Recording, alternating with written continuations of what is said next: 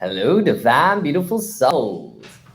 Hello, everybody. It's Katriel and Lisa. Hi again. Happy Sunday. Wow, this is really cool to see your own face. I'm sorry, I just had to do this never happens when I do a podcast, so That's right. That's right. so today we have a really cool topic. It's about empaths. And I'm going to be giving a piece based off the zodiac, and Lisa has lots of words of wisdom in this area. Um, we're also going to talk about the higher power. But before we start, let's bring in the angels and do a little like prayer type of thing.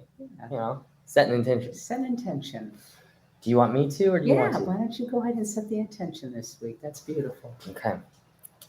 So, universe, whatever your higher power is, we just ask that this time, the sacred space that we're creating here, uplifts souls. All of our souls, and the angels are with us, and we're hearing exactly what we need to be hearing, and paying attention to exactly what we need to be paying attention to. And I thank you all. Thank you all for being here. Hashem, that's what I call my higher power. Thank you. Gratitude is just everything. It is. It is. Grateful for this beautiful space of joy, of laughter, of a sacred space for all of you to come to learn more about your beautiful journey and feel like you fit in somewhere, because you do. And today with the empath topic, I think this will help you all out quite a bit. Yeah, totally. Since we kind of just referenced higher power, we might as well start there. Certainly. So often I will refer to my higher power or the universe as Hashem. And so I come from a Jewish background. And so like many times you'll hear the word Hashem, and it means the name. The name. And why do we not say a different name of God, essentially? Well, it's a sign of respect, essentially, that we reserve specific names for prayer, specifically just the conversation between ourself and Hashem. Whoever your higher power is. It might be Creator, it might be Hashem, it might be Buddha, whatever that is. That's what's great about this space, is we respect everybody and where they honor their higher power. Yeah.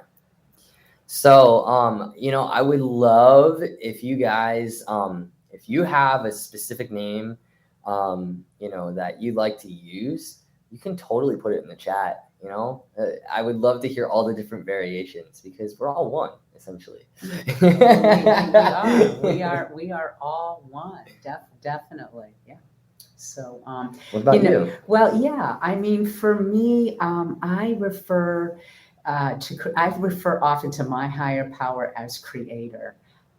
Because for me, with my practice, I'm in service every day to people, to how I can lift someone. If I can touch one person, just like this podcast, if we touch one person, wow, we've made a difference. So for me, it's Creator. That's my higher power. I'm also Jewish, but my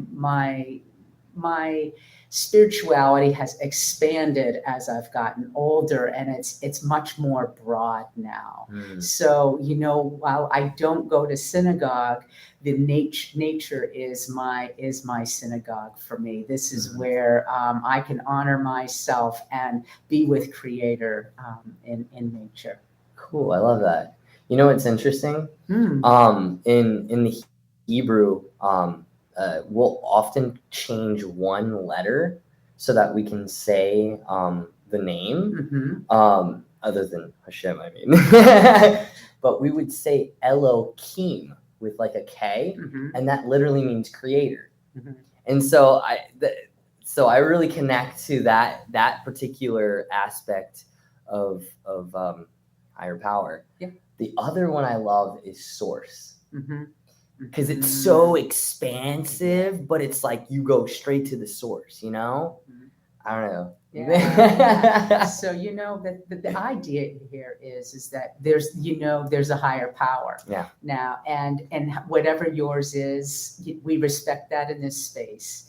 Absolutely. And, you know, you can call on that source, your creator, whatever that looks like for you when you're going through a hard time. And certainly the pandemic has challenged many, many people on this planet.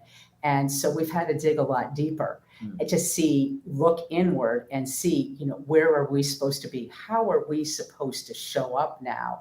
And call on our higher power for guidance on that.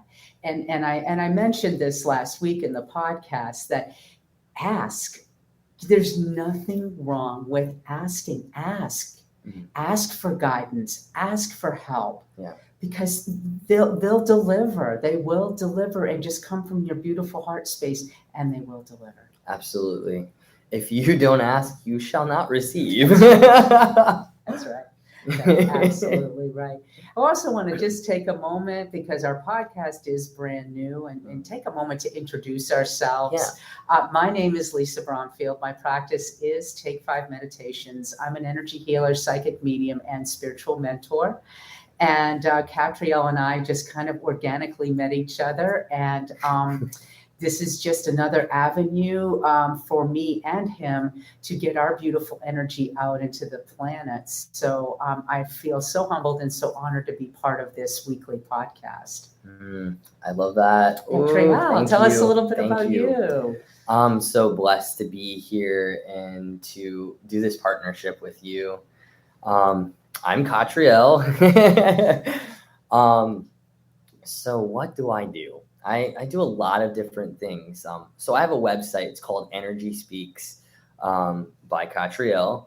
And on there, I present it through the eyes of the chakras, because whatever I do in, you know, like for a job or connecting with one another, whatever that is, I want to do it in a holistic way, and praising my creator, you know? And so, you know, there's many hats I wear, because I'm connecting with each part of myself and each part of my creator. So I do astrology. I help people to really connect in that way. Soul portraits. Soul portrait is like, I use my art and I channel like this message that is like part of your soul mission. And it's very expensive, you know. I do podcasts. And more so on the you know, some other trades that I do is like helping people organize their homes and doing yard work. But when I do that, I don't just do that. I'm doing energy work with that we're both my client and myself are setting intentions on how to shift the energy of whatever's going on, and setting that sacred space and transforming it. I love that. I love that, Katriel, because, you know, we think about every day, how can we have an impact on this planet?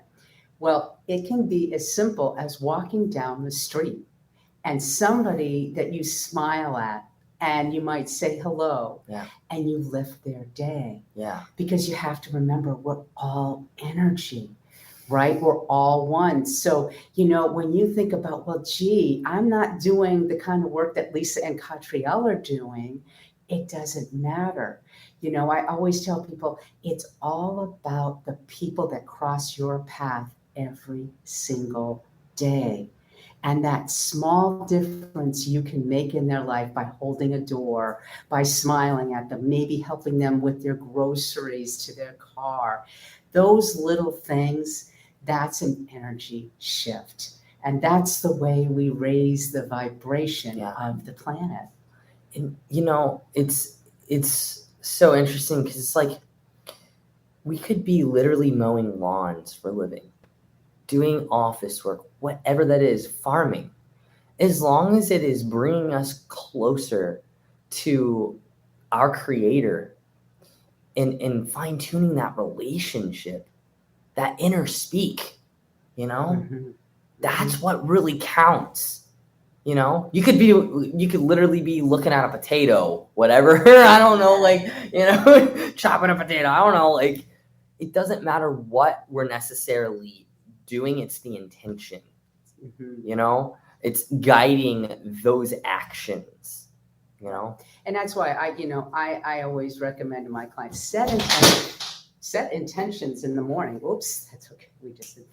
We'll fall down there. That's awesome. Set intentions in the morning before while you're having your coffee. What are you going to set for your intentions for the day, right? And how you're going to show up for yourself. When you give in the littlest of ways, that exchange of energy is going to come back to you in so many different ways. And it's such an easy way to lift yourself when you can give in just the smallest of ways.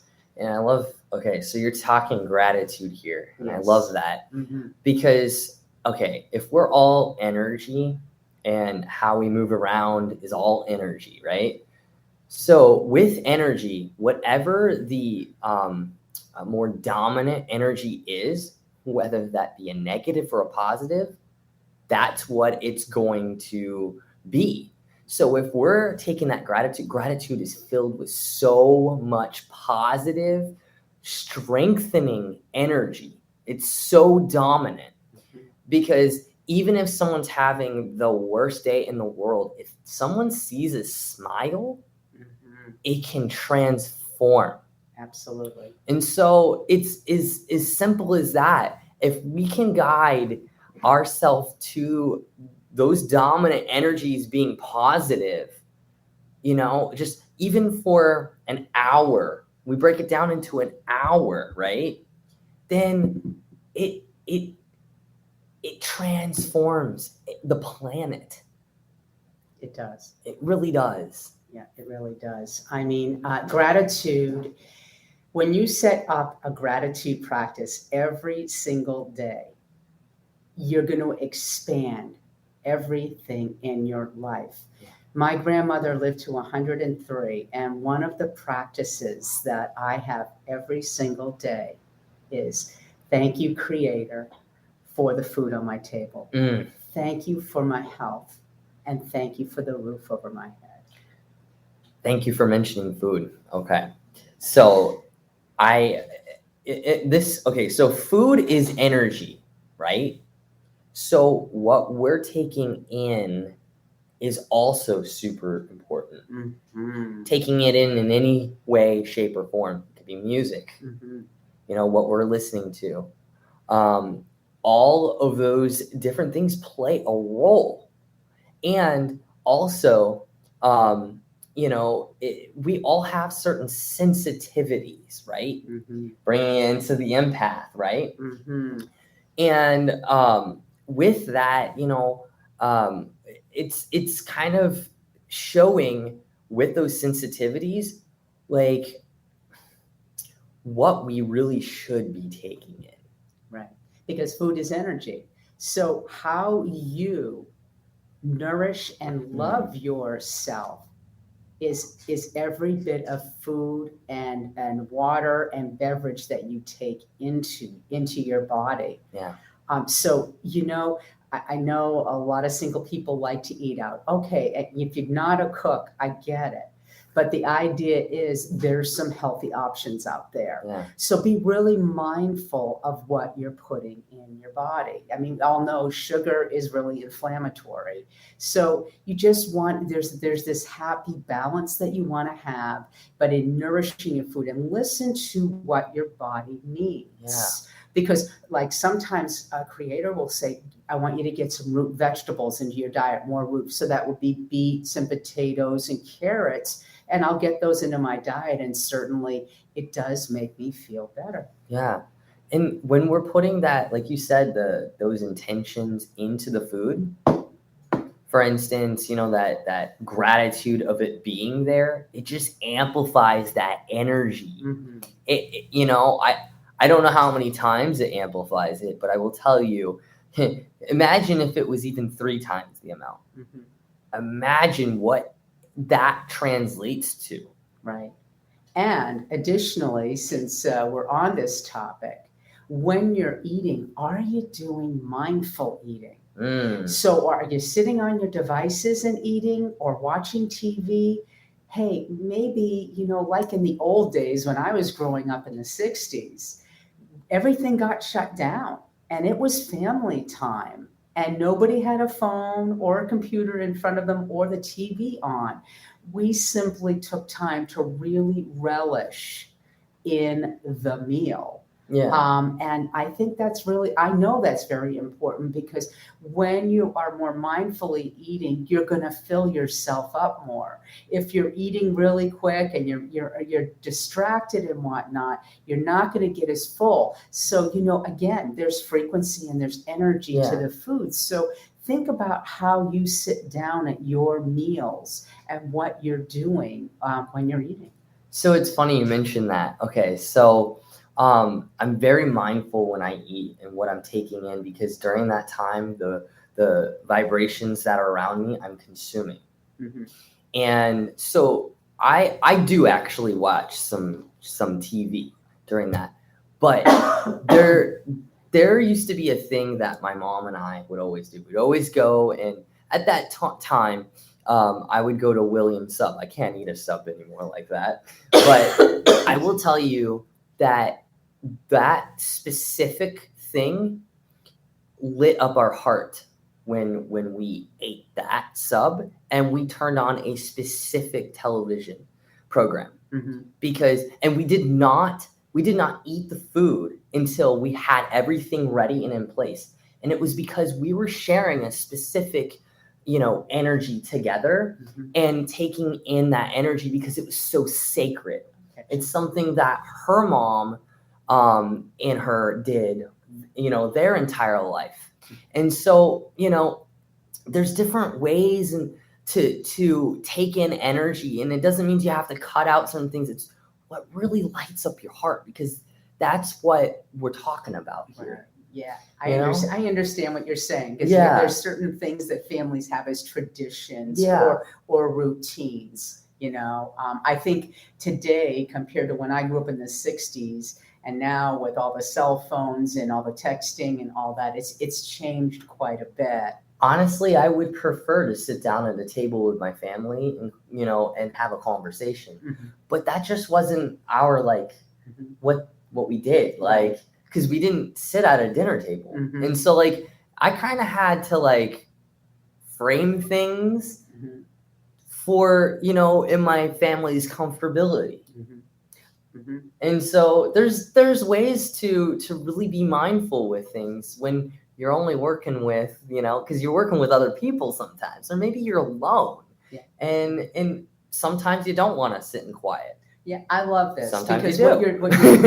what you're seeing here is like an energy. It's a generational difference. Yeah. I was born in the 60s, and so we did sit down at the table. Yeah. Now it's different. So how do you create a different vibration depending on the generation, depending on the situation? How can you change the vibration in that situation to make it literally nourishing for everybody there? Yeah, and that's the thing. It's there's things that we prefer. My dream would be sitting down with my friends and and family, those who I've adopted to as family, and having like a Shabbat meal. Like that right there is so nourishing to me, because right after we pick up our instruments and everything.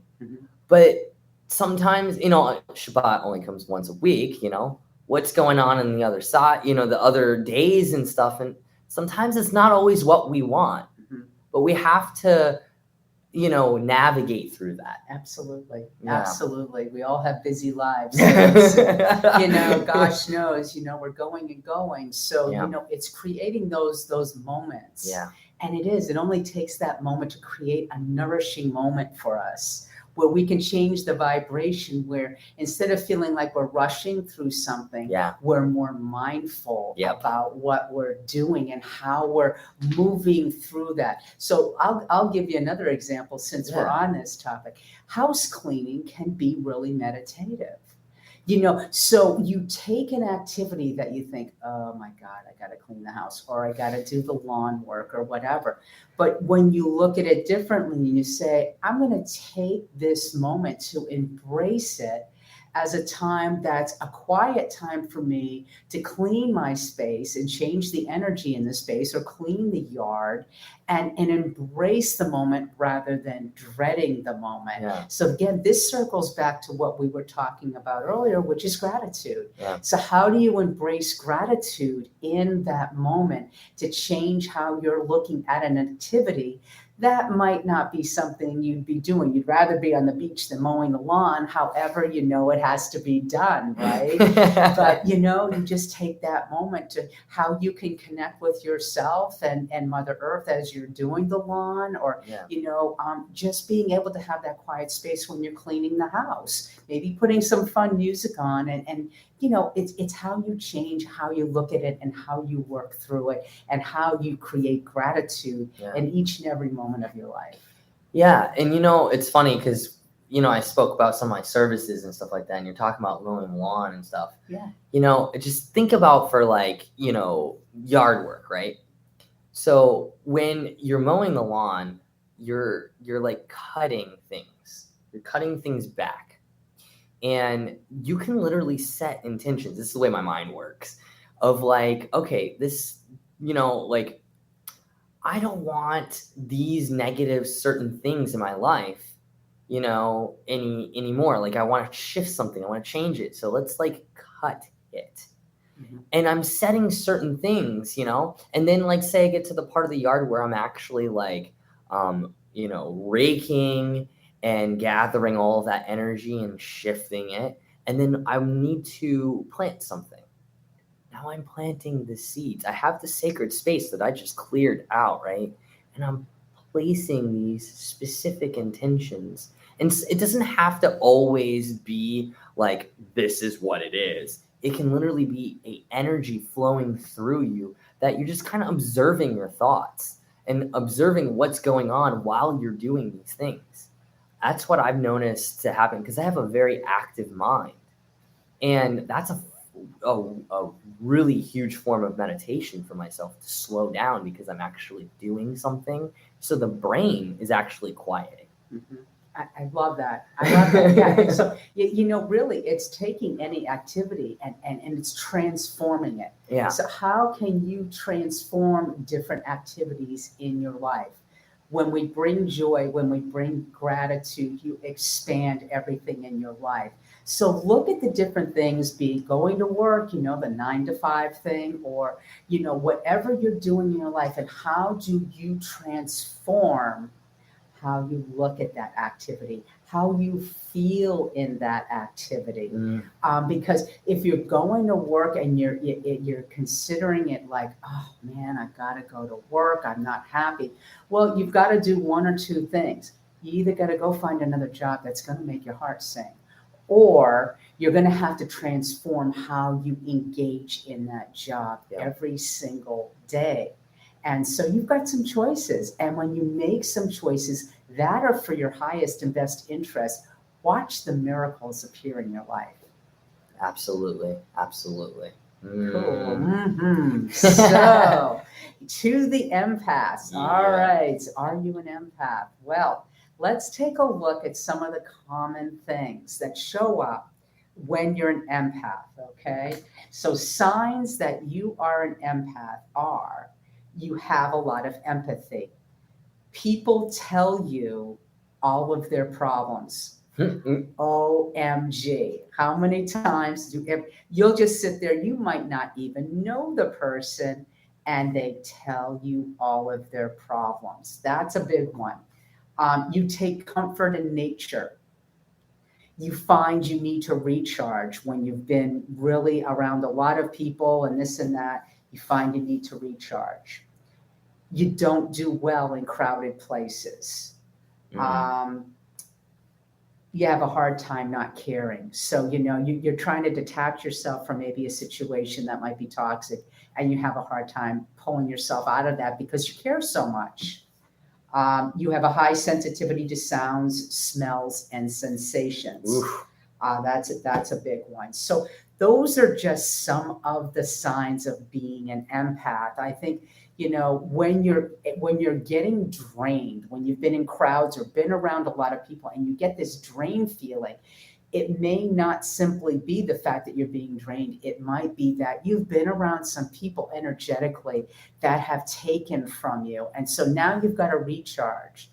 So the idea is now you've got to figure out, how do you recharge? What recharges your batteries? Yeah. And I think this is a really perfect time to, okay. So what I have to do when I feel that, like, it's very present of like, I feel so drained. I used to be like, oh my gosh, how do I do this? Now my go-to is, okay, something of mine, of like, that's part of my essence, is out there in the world. And I have something of theirs. Okay, how do we clear that? And you can use any form of words or energetic tension and just type of thing, but I like to do, calling back all of my essence in full, to be cleansed, cleared, released, renewed, and only of true essence be integrated back into my being with grace and ease, at speed of light and speed of sound processing, as above and so it is. That's the first step. And then second, sending back all essence that's not of my own true essence, to be cleansed, cleared, released, and renewed, and sent back to its source with grace and ease, at speed of light and speed of sound processing, as above and so below, and so it is. At that point in time, I feel some type of shift within myself. And again, that can look different to every single person, but it's the intention of like, you're literally taking back what's yours for your energy field and sending back what's theirs. Exactly. Yeah, my teacher, my first teacher, used to have me say, and I say this before I leave the house every single day, and basically it's this. I first of all put gold light, white light around my body, envision myself being protected. And I say, what is not mine, send back, blessed, and transformed. What is mine, bless and transform and integrate with ease and grace. So it's the same idea. We both have the same idea. Then if I get into a situation where, I've gotten into some energy and it doesn't feel good. So this is where the crystals come in. I carry crystals on me because I never know when I'm walking down the street if I am going to do a reading for someone and whatnot. And selenite is a fantastic cleanser. You can cleanse your aura simply by going over your head and going down your body with it. You can get the polished kind. This is just a regular piece. But, selenite is a great way to cleanse yourself. Certainly sage, a spray, or actually smudging yourself, Epsom salt baths, or simply getting in the shower just to cleanse, and ask Creator, ask your higher power, ask Hashem to clear your energy, wash it down the drain, and so it is. So there's different kind of things you can do for yourself to make yourself feel better. Yeah. And this kind of goes into discernment. So we'll kind of digress here for a second. Who's in your circle? Who's in your tribe right now? Who are you spending time with that lifts you? Who are you spending time with that when you leave them, you're feeling anxious, you're feeling drained, and you feel like the energy is taking from you? It's hard to walk away from friends. And yet I've seen with my clients and myself personally that there have been some friendships, we've had to walk away from because the energies are changing so much with the pandemic. And we're all stepping into what we're on this planet for, that we have to be really, really mindful of who we are surrounding ourselves with. Now, that doesn't mean judgment. It's simply doing what's good for you and what's going to nourish you, and surrounding yourself with nourishing people like nourishing food. Absolutely. I remember, like a verse in Proverbs of literally it's that, who you are around is the energy that mirrors back to you, and it's just like, yeah. But that's something that's coming up. I was guided to look up some in regards to different types of empaths. There is one that I learned about probably 2018, and I was like, oh my goodness, this is me. And it's called the Heyoka empath. Ooh.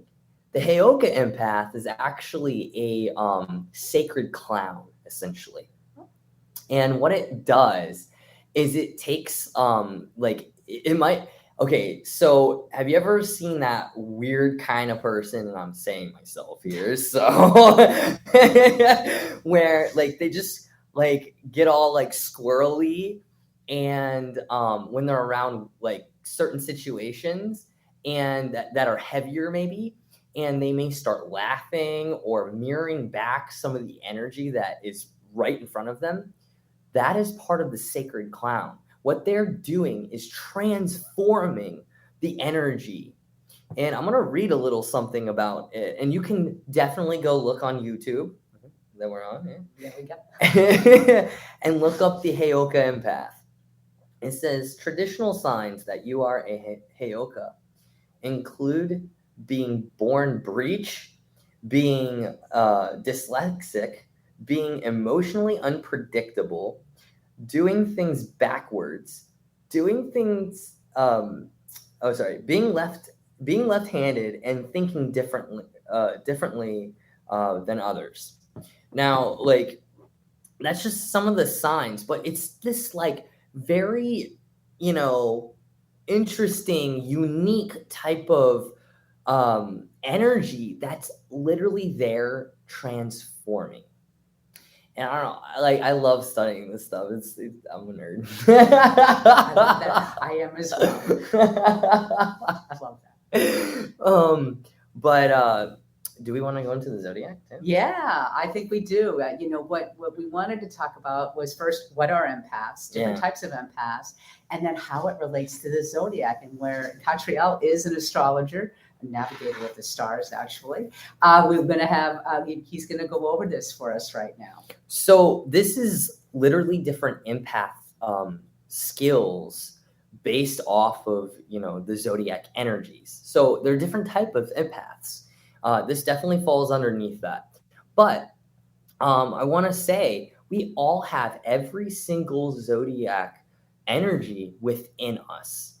And when we look at our chart, we can kind of see where these certain skills are highlighted. So I like to kind of go with 4 different signs to kind of look at my primaries, essentially, except primaries 3, but 4, whatever. But it's okay, so I look at my sun sign, which would be Scorpio, my rising or ascendant, which is Sagittarius, my moon, which is Cancer, and my earth sign, because we're here on the earth, and that is Taurus. So I'm going to go through kind of like in the way of the houses, starting with Aries, and I'm going to read. So I don't know, maybe I can show this. It doesn't really. It doesn't show up too well. We will post it. We'll definitely post it. So Aries has the empath skill called the fauna empath, the force of spring, naturally stepping into the energy of inspired action. So it can kind of like tune in to the energies around them, but based off like this kind of like awakening sensation of like, I need to do something. I'm supposed to do something. And taking forth with that. Okay. And again, empath is also reading the signs here, you know? It doesn't always have to be like this, like, we have these beautiful gifts within them. And when we figure out what we have, what's dominant in our energies, we can bring this whole world to a whole new level. Mm-hmm. So then we have, let's see here, Taurus. Taurus empath skill is physical, receptive empath. It can mirror the emotions of others into their physical body from all around them. Can connect with others in the aesthetic realm, and identify their specific energetic imprint. So this is so interesting. So again, this is my earth sign, right? With this one, imagine you can actually feel certain people's like actual like things that are going on. Like, okay, so on the negative side of things, you can feel their illnesses, right? Well, that's where you're putting up your own energy barriers to not necessarily feel other people like that. Okay, just because it is a thing doesn't mean you have to do that. But I will say you can use this as a healing gift right here, because if you know and you're feeling someone in that way, tuning in and even maybe asking them specifically or asking their higher self to see if you can help transform that energy, you can do that. I love that. You know, I have some people, I do a psychic mediumship practice group, and I've had 2 or 3 people in my group that are medical intuitives, and they didn't know it. And so when I do an exercise to pull mediumship in, and the other night, for example, we pulled a father in from one of the participants. And one of the people in my group got heart pain. And sure enough, the sitter, the person receiving the information, confirmed that her father died of a heart attack. So I will bet that he has some Taurian energy. You know, he probably has a sign in Taurus, either with his sun is rising or his moon, and being able to feel this information. So I think that's maybe a good analogy. Yeah. And, you know, it's so interesting just because we have a physical, tangible thing, which is definitely Taurus, that we're working with here. In that situation, you could still send love to that, to the guy that passed over, the father that passed over, because time is irrelevant. We have so many different timelines going on. You can still heal that piece.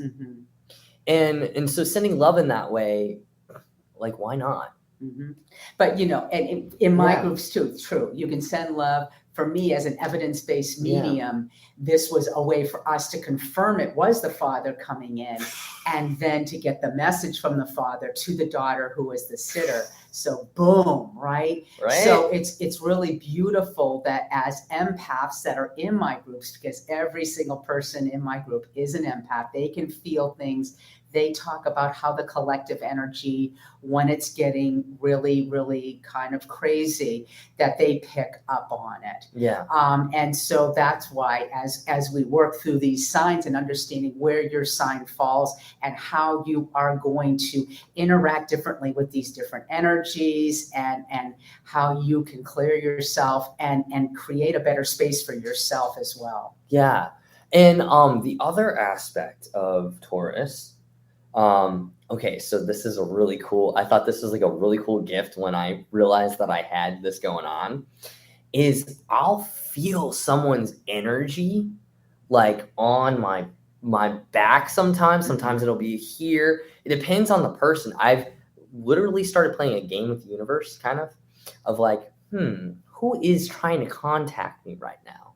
Or, you know, who's thinking about me?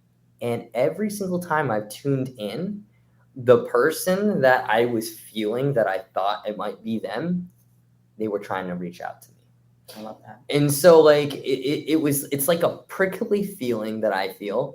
And it goes like, for me, with certain people, a lot of times it's right here, right behind the heart. And so like, you can ask yourself questions, source questions, and like getting deeper on like, why is this happening? What's going on? When you ask questions, you get answers. You do. Yeah. So, I mean, what you're experiencing too, and I've been getting it lately. If spirit comes in, you'll sometimes feel somebody like they're touching your face or the back of your neck when spirit comes in. Or you might feel a tap on the shoulder, but sometimes you're going to feel like a light touches on your body. Don't let it scare you. Yeah, there's obviously, we all have energy. angels and guardian angels around us, or family members that are with us. And so, yeah, just, ask the question, gee, who's trying to communicate with me right now? Sit in that quiet space and try to figure out who might be trying to touch base with you and connect with you. Yeah. It's so don't let that scare you and think that, oh my God, I've got a ghost in my house or something like that. I mean, this is a different feeling that gets reported, and certainly you can read up on those types of experiences. Yeah, totally. Well, since we're talking about communication, Gemini. Gemini's empath skill is the telepathic empath. They are extremely, and I say energy, not, like whatever it is in our chart, is extremely sensitive individual who can attune to the communications all around, such as other people's thoughts. So reading people's thoughts and stuff, that's definitely a major thing with the Gemini energy. And, where you can really look even deeper, like, again, we don't have to just look at those specific, 4 planets. We can also look at Mercury. Mercury is the communicator. Like, it's the head of Gemini. So, we can see how, that unfolds, Wonderful. That's cool. And then let's see here. Cancer. Okay. So I have a Cancer moon. I get this one. This one is called the chameleon empath or pure empath. It can mirror any emotion around them, has the opportunity to cultivate deep caring within their being because they can feel so much. It's a water sign, isn't it, Cancer? Okay, so that kind of makes sense. It's a water sign, so you're just going to be feeling it all. Whenever we get to like a degree point 22, like in the astrology, that day is the most potent day of feeling. No joke. Just, I mean, if you're someone who studies astrology or are just curious, look on that day, and it can be anything. It could be really, really positive, or it could, be, but you'll feel everything to a T. And in that specific one, you're there to shift the energy, shift it to a new frequency. So, but they like the Cancer energy is very, very potent with feeling, and especially in regards to caring, like it said, so when we care about one another, we can feel them. We're talking about lineages here. We can tap into the energies of our past lives, our past lineages. We can go into that. That's all part of this Cancer empath skill. What I like about, as we're talking about the different signs, you guys, is that, I tell people who come to my psychic mediumship practice groups, everybody has the ability to be intuitive, to be psychic. Everybody can tap into it. So as you look at these, when Katriel posts them, this could really give you an idea of where your strength and your gifts may lay. I'm enjoying this. This makes so much sense. So it really may help you understand, gee, maybe I'm supposed to be a medical intuitive. maybe it's a guide for you, certainly to look at. So this is just lovely. Thank you. So Leo, that's me. Can you tell? Can you tell? Rawr. Rawr. So the Leo empath skill is psychometric empath, which can feel the emotions of someone who has touched something they then touch. So you can literally, like say you picked up an old artifact. Psychometry. Yes, psychometry. Mm. You can tune into that and the ancientness of all the energies. Isn't that interesting? And I'm bringing that to my group. Some of the people have been asking, hey, can you bring psychometry in? Because there's more interest in psychometry. So, for example, bringing an old piece of jewelry from a family member that has crossed over, and you hand it to each person in the group. Everybody has a pad and paper, and they write down what they are getting from that energy. Very interesting. Yeah, that's one of my favorites. Like, I love it because it's like, I love that. That's awesome. Thank you. Then we got Virgo. I love Virgos. This is so good. Okay. So Virgo's empath skill is the flora empath. It can affect or be affected by flowers, plants, and trees around them. Also can talk to plants and tune into their frequency for healing purposes. Can have a strong connection with the Fae energy. Okay, and Fae being fairies.